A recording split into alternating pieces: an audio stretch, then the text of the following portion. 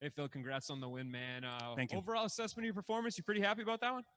You know what, man? I really am. Machida is such an amazingly elusive guy. It's so hard to get a hand on him.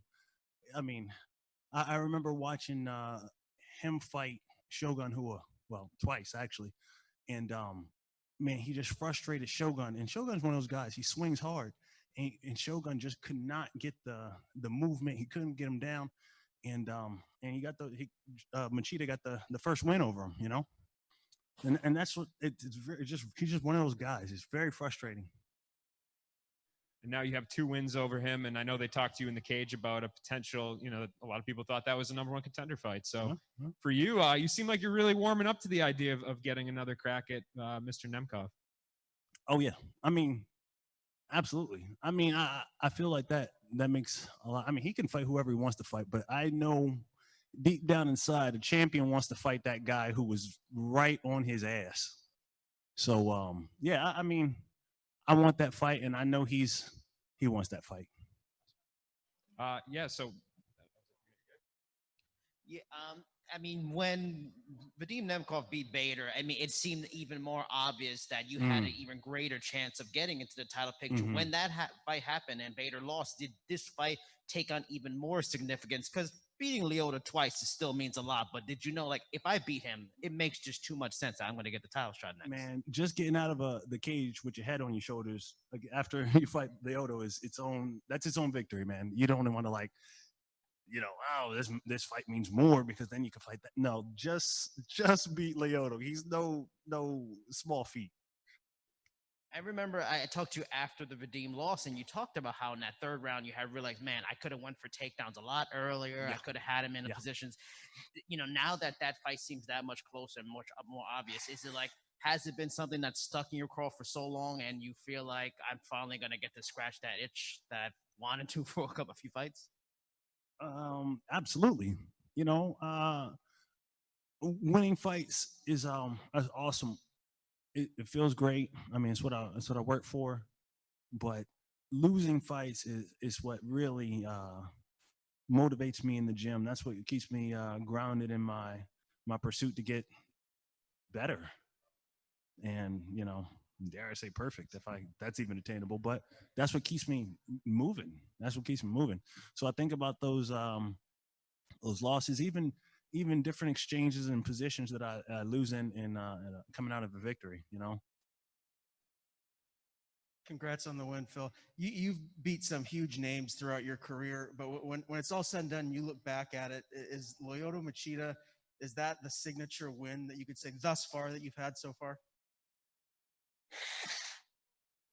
I don't know if that's the signature win. I will tell you this: the first time we fought down in Brazil, I think that may have been the most scared I've ever been in my life.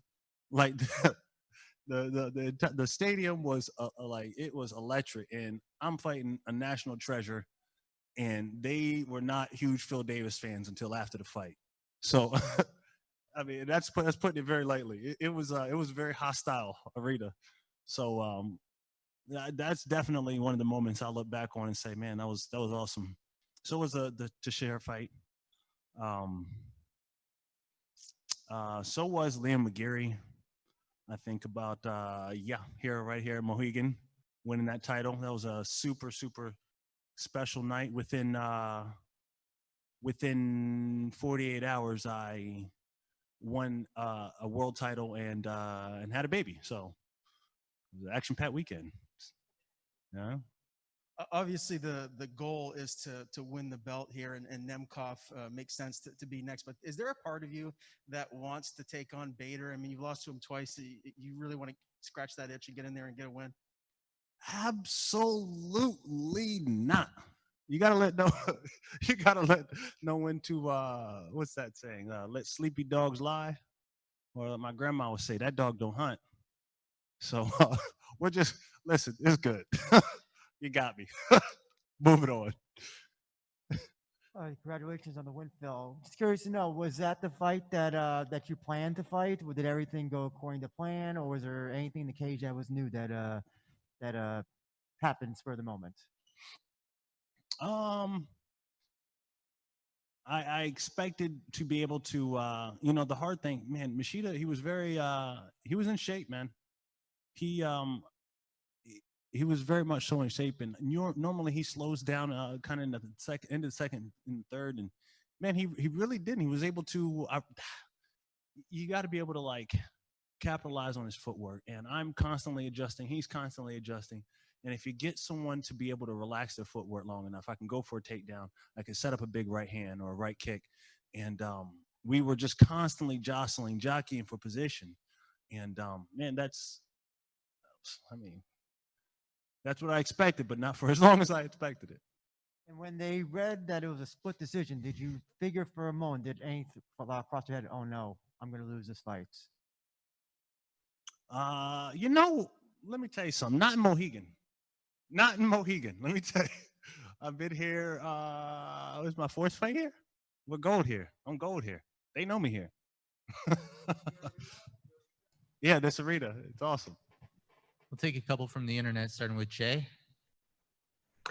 Hey, Phil, congratulations on the win. We've seen all kinds of crazy stuff during the pandemic, and I know obviously you want to get back to that title fight, but if for some reason Nemkov's not available, can't fight in the relatively near future, is there anything else that makes sense for you at this point? I mean, Corey Anderson, he deserves he's definitely a veteran. He deserves a veteran's welcome to the Bellator family.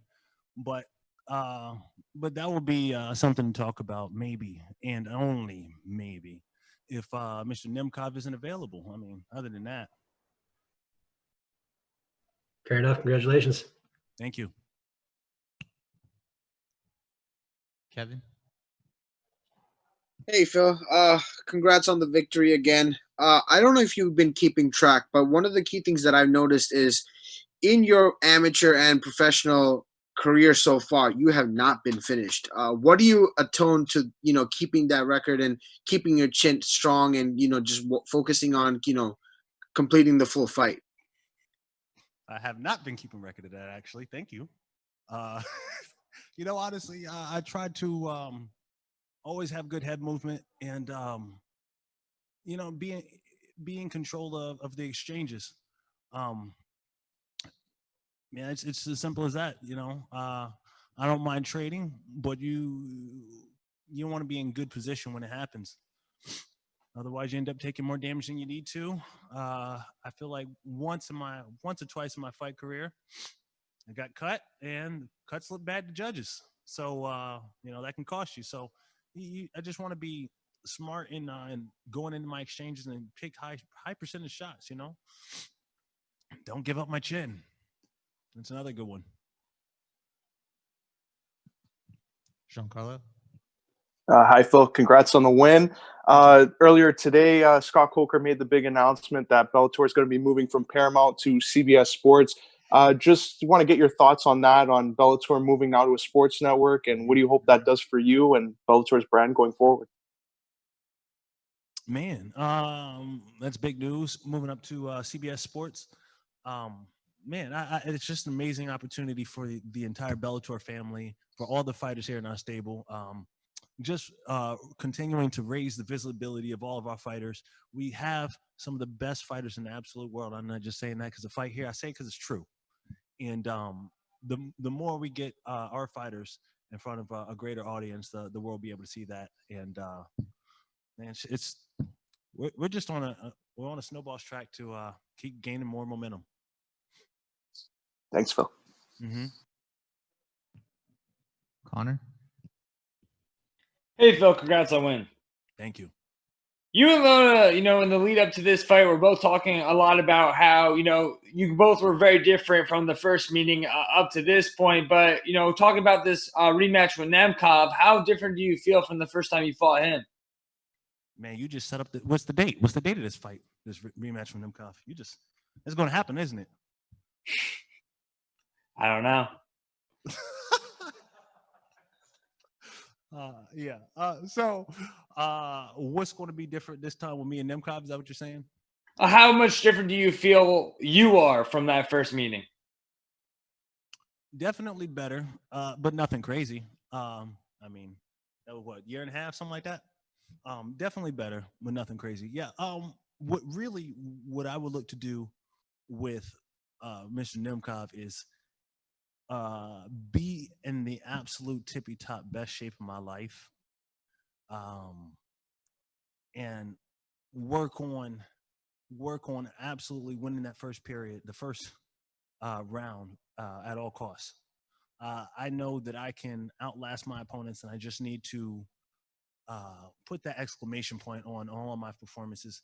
Just starting out strong and just allowing the fight just to unfold and just empty out the tank from start to finish. Thanks, Phil. Mm-hmm. All right, last question goes to Richard. Phil, congratulations on the victory. Hey, a couple questions for you. First, you talked about fighting Machida in a hostile environment there in Brazil. So what was it like fighting a legend like Machida during a pandemic in an empty arena? Man, I felt safe as hell up in here. It was safe. I mean, listen, when I was fighting down in Brazil against Machida, it was, yeah, you're fighting a legend. That's scary. That's fun. That's exciting. I was scared for my life, but like before, during, and after the fight. You understand what I'm saying? Like entirely different. Like entirely different. Like right here, there's 30 people in the auditorium. Like it's entirely different. It's and you know, everybody's super safe, got the mask on. It's you know what, I don't know, maybe I should be more afraid of coronavirus, but entirely different things to be worried about. Yeah, and tonight it seems like you beat Machida at his own game. You out Machida.